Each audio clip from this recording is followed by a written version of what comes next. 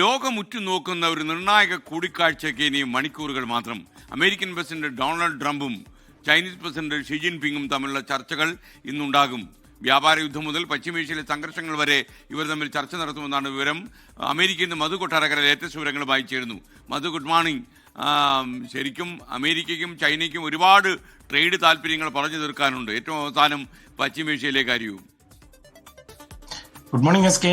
Donald Trump വന്നിരിക്കുന്നത് ഒരു വമ്പൻ ടീമുമായിട്ടാണ്. എലോൺ മസ്ക്, ജെൻസൺ ഹുവാങ് എൻവിഡിയയുടെ, അതുപോലെ ആപ്പിളിന്റെ ടിം കുക്ക്, അതുപോലെ ബോയിങ്ങിന്റെ പ്രസിഡന്റ് കെല്ലി ഓട്ട്ബർഗ്, ഡൈന പവൽ മെറ്റയുടെ വൈസ് ചെയർമാനാണ്, അതുപോലെ ബ്ലാക്ക് സ്റ്റോൺ സ്റ്റീഫൻ ഷോസ്മാൻ ആണ് അവരെ പ്രതിനിധീകരിക്കുന്നത്. അത് മാത്രമല്ല, ഈ ബ്ലാക്ക് സ്റ്റോൺ ആണ് ഏതാണ്ട് $300 മില്യൺ കേരളത്തിലെ ആരോഗ്യ മേഖലയിൽ ഇൻവെസ്റ്റ് ചെയ്തിരിക്കുന്നത്.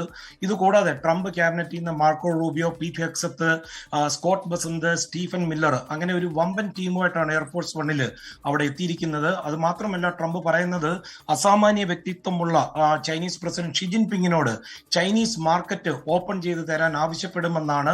എന്നാൽ മാത്രമേ ഇപ്പോൾ ഈ കൊണ്ടുവന്നിരിക്കുന്ന ഈ ടീമിന് അവരുടെ മാജിക് ചൈനയിൽ കാണിക്കാൻ കഴിയൂ എന്നാണ് ട്രംപിന്റെ വാക്കുകൾ. എസ് കെ നേരത്തെ സൂചിപ്പിച്ചതുപോലെ ഇറാൻ വിഷയം ഇതിൽ വരും. ഇത് കൂടാതെ ആണവായുധ നിയന്ത്രണ കരാറുകളിലൊക്കെ ചൈനയെ ഉൾപ്പെടുത്തുവാൻ ഡൊണാൾഡ് ട്രംപിന്റെ ഭാഗത്തു നിന്നൊരു നീക്കം ഉണ്ടാകും. ഇത് ഒരുപക്ഷെ ഈ ചർച്ചകളെയൊക്കെ കൂടുതൽ സങ്കീർണമാക്കും. എസ് കെ 2020 ചൈന വളരെ രഹസ്യമായി ഒരു ആണവ പരീക്ഷണം നടത്തിയെന്ന് അമേരിക്കയുടെ ഒരു ആരോപണവും ഉണ്ടെന്നുള്ളതോടെ ഓർക്കണം. ഇന്ന് രാവിലെ, അതായത് അല്പമണിക്കൂറുകൾക്കകമാണ് ബെയ്ജിങ്ങിൽ ഈ 2 ദിവസത്തെ ചർച്ചകൾ ആരംഭിക്കുന്നത്. സാങ്കേതിക വിദ്യ, വ്യാപാരം, അതുപോലെ തൈവാൻ ഇതിലെ ഒരു പ്രധാന വിഷയമായിട്ട് വരും. ഈ തർക്കങ്ങൾ പരിഹരിക്കുക എന്നുള്ളതാണ് ഈ കൂടിക്കാഴ്ചയുടെ പ്രാഥമിക ലക്ഷ്യം. മറ്റൊന്ന് ഇറാൻ യുദ്ധമാണ്. ഇറാനിലെ എണ്ണയുടെ ഒരു മെയിൻ കസ്റ്റമറാണ് ചൈന. അതുകൊണ്ട് ചൈനയുടെ സ്വാധീനം ഉപയോഗിച്ച് ഹോർമൂസ് കടലിടുക്ക് വീണ്ടും തുറക്കുവാൻ ഇറാനെ പ്രേരിപ്പിക്കാൻ ട്രംപ് ആവശ്യപ്പെടുമെന്നും പറയുന്നു. അതിന് പകരം ചൈനീസ് കമ്പനികൾക്ക് മേലുള്ള ഉപരോധങ്ങളിൽ ഇളവ് നൽകണമെന്ന് ഷി ജിൻപിങ്ങും ആവശ്യപ്പെടും. ഇന്നലെ നമ്മൾ റിപ്പോർട്ട് ചെയ്യുമ്പോൾ എൻവിഡിയയുടെ അതിന്റെ ജെൻസൺ ഹുവാങ് ഈ ടീമിൽ ഇല്ല എന്നുള്ള രീതിയിലായിരുന്നു വാർത്ത വന്ന. ആ വാർത്ത കറക്റ്റ് ആയിരുന്നു. ഇതിൽ ഏറ്റവും കൂടുതൽ അമ്പരിപ്പിച്ചത് ഈ ജെൻസൺ ഹുവാങ് അലാസ്കയിൽ ഇന്ധനം നിറയ്ക്കുന്നതിനിടയിൽ എയർഫോഴ്സ് വണ്ണിൽ ഇദ്ദേഹം ഈ പ്ലെയിനിൽ ഇല്ല, ഈ ലിസ്റ്റിൽ ഇല്ല എന്നറിഞ്ഞതുകൊണ്ട് ട്രംപ് തന്നെ ആവശ്യപ്പെട്ട് അവിടെ വെച്ച് പാതി വഴിക്ക് ഈ സംഘത്തോടൊപ്പം ചേരുകയാണ്. അത് മാത്രമല്ല, നമ്മൾ ശ്രദ്ധിക്കേണ്ടത് ഈ മസ്കുമായിട്ടൊക്കെ കുറച്ച് വിഷയങ്ങളുണ്ടായിരുന്നു, പിണങ്ങിയിരിക്കുമായിരുന്നു.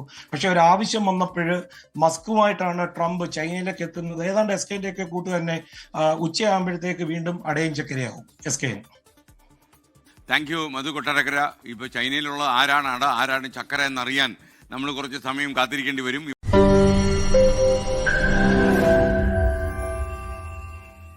ലോകത്തെവിടെയായാലും ഏത് സമയത്തും 24 വാർത്തകളും ഓഗ്മെന്റഡ് റിയാലിറ്റി പാക്കേജുകളും എക്സ്പ്ലെയിനറുകളും വിശദമായി കാണാൻ ഞങ്ങളുടെ യൂട്യൂബ് ചാനൽ നിങ്ങൾക്ക് സബ്സ്ക്രൈബ് ചെയ്യാം.